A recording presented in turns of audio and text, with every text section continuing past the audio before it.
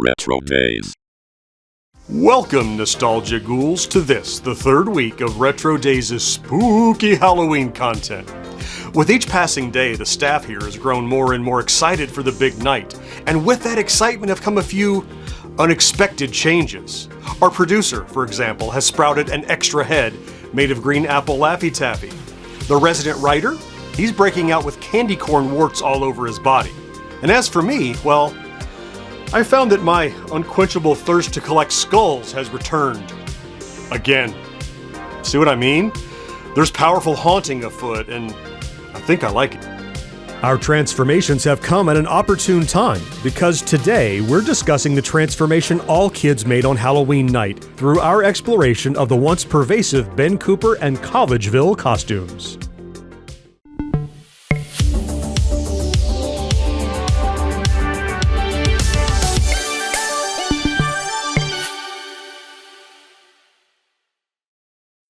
Ben Cooper, along with his brother Nat, founded Ben Cooper Inc. in 1937, though wouldn't start selling costumes under their own name until 1942, after merging with A.S. Fishbach Incorporated, which brought along with it the rights to produce Walt Disney costumes.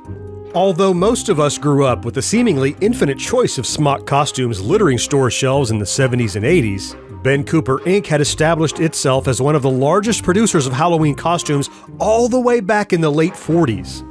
In previous videos, we've often discussed how television and movie characters didn't become popular designs on retail merchandise until the 50s, and the same proves true once again for Halloween costumes. Besides Walt Disney-based designs like Donald Duck and Snow White, the most popular costume designs prior to the 50s were more traditional offerings such as witches, devils, ghosts, and skeletons. Another difference was they were actually made of thin fabric rather than the vinyl smocks they used in later decades. Though no matter the questionable quality of the materials, the designs were always of the highest standards. Nat Cooper's son, Ira, revealed the costumes could take anywhere from 3 to 9 months to develop, depending on if there was a rush or not. And there were numerous individuals involved in the process, including artists, sculptors, and engineers. According to Ira, in a Retro Fan magazine interview conducted by Michael Urie, samples and art were often hand-carried to the various artists and sculptors in the area of the Brooklyn factory. It could take weeks to sculpt a mask to Ben's liking. Nothing was accepted without finessing the design, execution, and fit. Of course, the quality of the material didn't make a lick of difference to kids, though we did have our reasons to choose a Ben Cooper costume, as did our parents.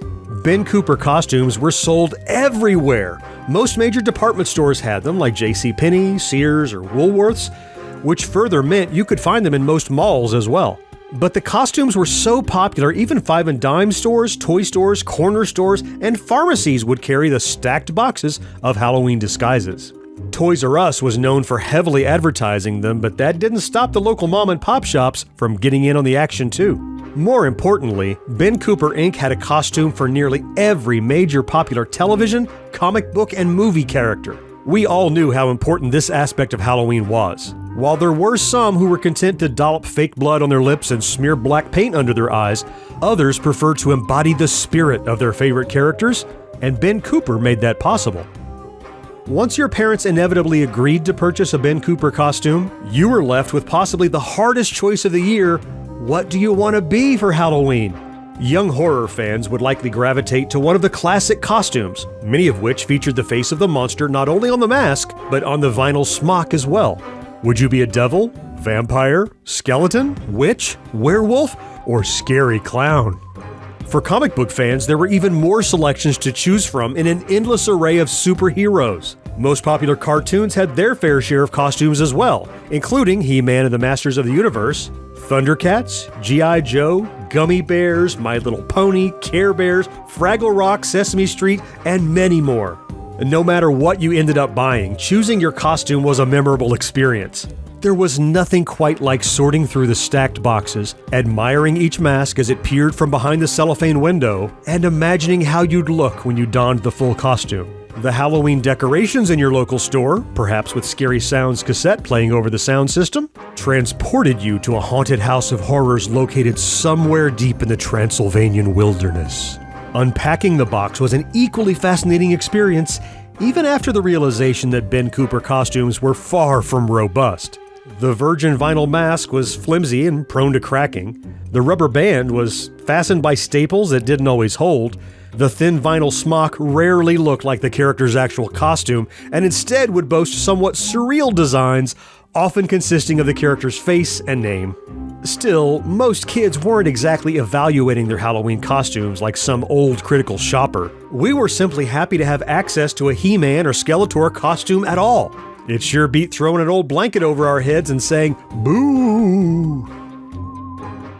As if Ben Cooper Inc. didn't already provide a wide array of costume choices, there existed another company producing nearly the same type of product. So close, in fact, that as kids, we probably didn't notice or care that these were two different companies, and as long as they had the franchise we were looking for, that's the costume we would purchase. Dr. S.D. Cornish, who surprisingly began his career as a dentist, established the Collegeville Manufacturing Company in 1909. In those early days of manufacturing, they mostly made flags, aprons, and house dresses.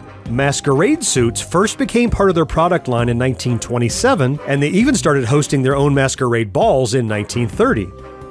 Around this same time, the Collegeville Costumes Division opened and began focusing on the lucrative Halloween market, with the Lone Ranger being their first licensed costume in 1930. Like Ben Cooper Inc., Collegeville hit its stride in the 1950s, along with increased interest in popular media. Though it turns out that the next big jump in sales grew from an unexpected tragedy. In 1982, 7 people perished after consuming Tylenol capsules laced with cyanide. The infamous Tylenol scare almost completely destroyed Halloween. Some towns outlawed trick-or-treating that year, and parents everywhere kept their kids from venturing into the streets. As a result, costume makers were devastated. But then some bizarre events began to unfold. Since kids needed something to do on Halloween, they started going to parties, and adults began throwing more parties too, which in turn led to a surge in both adult costumes and a need for higher quality costumes. When they went door to door, the kids could wear a costume that you could just get by with. Sam Cornish, vice president of the Collegeville Flag and Manufacturing Company, said, "But when you went to a party with all your friends, you had to start dressing up a little more." Though costume sales did take an initial and devastating hit from 1982 until roughly 1987, the bounce back in sales saw an enormous 20% growth. This surge in sales led to a need for far more licensed costumes, which both Collegeville and Ben Cooper sought out. According to Ira Cooper, Universal Monsters and Looney Tunes tumbled between Ben Cooper and Collegeville. Peanuts was unobtainable once Collegeville had it, Jaws was a miss and went to Collegeville, and Bland Charness Company had one or two. Though the costume manufacturers could never predict exactly what the hot items of the year might be, they had some idea of which way the tides might turn. As reported in the New York Times, costume makers find that children typically choose a costume depicting some character they're familiar with from television or in the movies. Every year would have its own big sellers, and inevitably some designs would be discontinued as new ones arrived, but some of the classics never go out of style. Just because some classic designs never go out of style doesn't mean the companies don't occasionally go out of business. Sadly, such was the case with Ben Cooper Inc. and Collegeville Flag and Manufacturing Company. After a second bankruptcy in 1991, Ben Cooper Inc. was purchased by Ruby's Costume Company in 1992. The Collegeville Flag and Manufacturing Company held out a bit longer, finally closing in 1996, though Lisa and Doug Cornish continued to operate a retail Halloween outlet store until moving years later. Despite the current state of these two iconic companies, our memories of their costumes live on as we traverse the mist-covered graveyards of Halloween's past. We can still smell the virgin vinyl of the masks, feel the pinch of the rubber band on our hair, and hear the swoosh of the smock as we run from door to door, searching for the next trick or treat. In this way, and in the collections of Halloween enthusiasts, they will live forever. What Ben Cooper or Collegeville costume were you wearing on that ghoulish trek? I would love to hear about it down in the comments, and if you enjoy our content, please consider liking this video, subscribing to the channel, and maybe even activating that ubiquitous notification bell.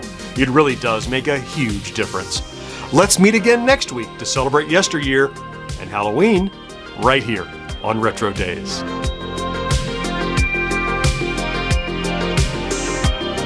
Clicky clicky.